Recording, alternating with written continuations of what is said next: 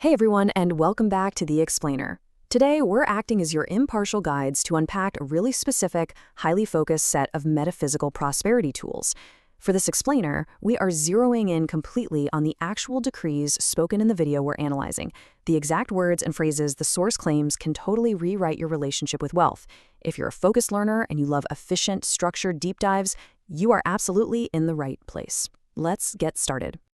Right out of the gate, the source drops this absolute bombshell of a quote on us. This introduces the absolute core thesis of their entire philosophy. They're arguing that spoken words, not your current circumstances, not grueling hard work, and not the economy, are the actual origin of wealth. The speaker insists that even if you wiped the slate completely clean, the simple act of speaking specific truths into the void is what actually creates abundance. So the crucial takeaway here is the idea that you aren't made rich by the outer world, you're made rich by your inner word.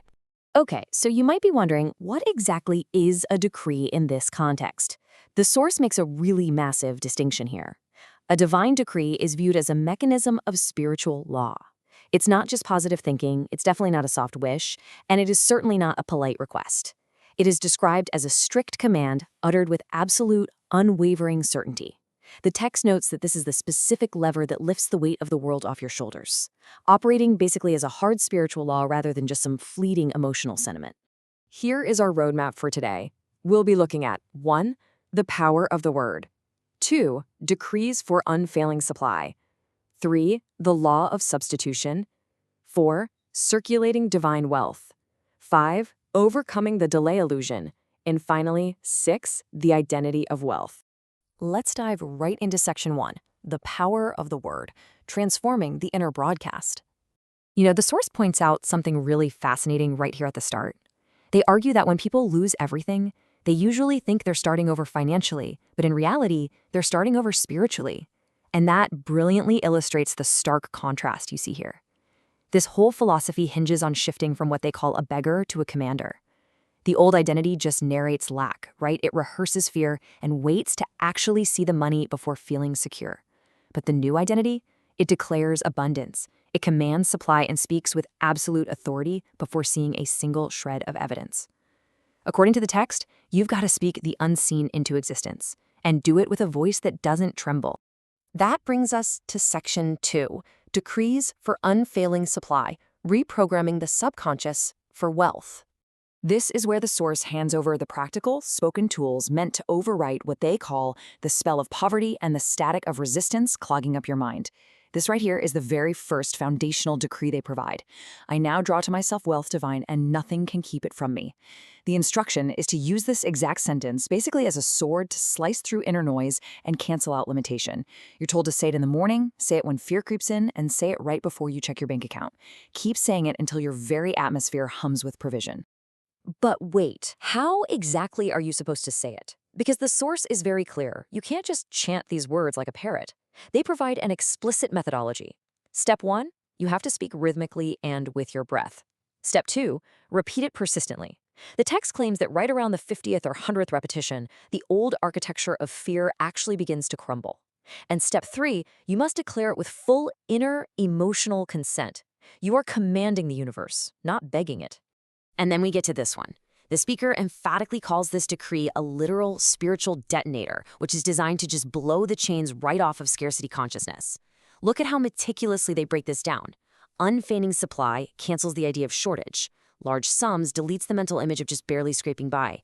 Now firmly closes the door on delay. Under grace declares that it happens with ease, and in perfect ways leaves the actual how up to infinite intelligence. It's incredibly specific.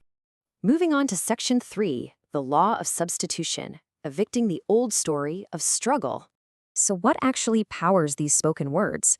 According to the source, it's this metaphysical concept called the law of substitution. This is the spiritual mechanism dictating that two completely opposing ideas, like wealth and lack, literally cannot occupy the exact same space in your consciousness at the same time. The text explains that repeatedly saying a decree effortlessly replaces the illusion of poverty with divine reality. It's exactly like flipping on a light switch to instantly cast out the dark. If you repeat the new image enough, the subconscious simply has no choice but to accept it. Next up is section 4, circulating divine wealth, becoming a channel, not a reservoir.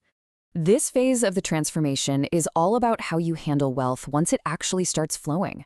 And what's really interesting here is how this specific decree targets an emotion we often ignore when talking about money: guilt. The source notes that a lot of people hold a deep subconscious fear of having more than others. So this decree, "I now spend, receive, and give as a steward of divine wealth," is specifically meant to eradicate that guilt. It reframes you as a channel for flow rather than a reservoir that's desperately clinging to every penny. To fully embrace this circulation, the source gives some pretty tough instructions. You have to totally break your emotional bond with the struggler identity, which the text vividly calls renouncing the beggar's gospel of suffering. You have to actively stop calculating every single cost with anxiety. Instead, you're supposed to treat money as a divine servant that obeys your spoken commands. In this mindset, giving isn't a loss at all, it's an expansion. That leads us into Section 5, Overcoming the Delay Illusion, Silencing Doubt When the Mailbox is Empty. Because let's be real here for a second, right? It's not always smooth sailing. I want to pose this question directly to you. What happens when doubt inevitably creeps in? When appearances totally contradict your decree? When the phone is silent, the bills are due, and the money seems delayed? How does this philosophy hold up against cold, hard reality? Well, the speaker provides a very precise shield for this exact moment. When the outside world tells you it's not your time, the source instructs you to loudly declare, "What is mine cannot be late, it rushes to me now under grace in perfect ways." This is essentially used as a tool to collapse time and just completely override the mirage of not enough. The text takes a really firm stance on the concept of time. They argue that delay is literally just disbelief wearing a disguise. It is definitely not some cosmic test of your patience. They define divine timing as the precise orchestration responding to your faith. The idea is that the very moment you clear your consciousness of the concept of delay and command now, the divine choreography rapidly accelerates. Finally, we reach Section 6, the identity of wealth, stepping into the sovereign self. This is the climax of the whole explainer, focusing on a deep, fundamental identity shift. Just listen to how powerful this decree is. I am the wealth of God made visible. I do not chase money, I reveal it. This is positioned as the ultimate I am statement in the text. This is the pivot where you completely stop seeking riches externally and you start emitting them internally. The source argues that you don't chase the thing, you reveal the self that magnetizes the thing.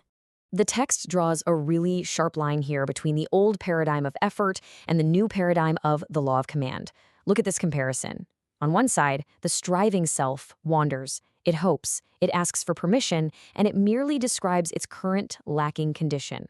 But conversely, the sovereign self masters, commands, decrees with authority, and confidently defines its brand new reality using the spoken word. It's a night and day difference.